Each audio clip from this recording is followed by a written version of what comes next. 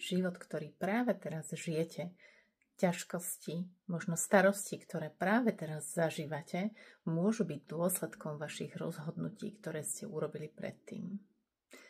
Čo je však dobrá správa, že tie rozhodnutia viete zmeniť. Takže ak chcete, aby váš život začal vyzerať inak, je dôležité začať sa rozhodovať inak. Za mňa jeden dôležitý tip, ktorý pri rozhodovaní pomáha, brať do úvahy súlad so sebou. Teda rozhodovať sa v súlade so sebou. A čo to znamená?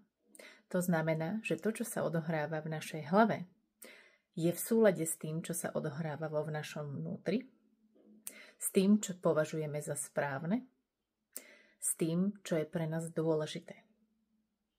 To znamená rozhodovať sa v súlade. Všetko, čo ovplyvňuje naše rozhodovanie pod vplyvom toho, čo si niekto myslí, alebo by nám poradil, alebo by nám odporúčal, že by bolo pre nás najlepšie, zvyčajne ten súlad v nás netvorí. Práve naopak, tvoria sa v nás nesúlady a konflikty. A z týchto nesúladov a vnútorných konfliktov, keď sa rozhodujeme, ako asi ten náš život bude vyzerať však.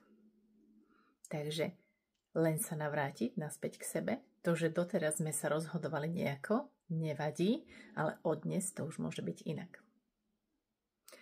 A moja otázka na záver. V čom sa už dnes rozhodnete v súlade? V súlade s tým, čo považujete za správne? Za to, čo je pre vás dôležité? Za to, čo vám dáva zmysel? Čo je to? Tak nech sa vám dobre rozhoduje. Majte pekný deň.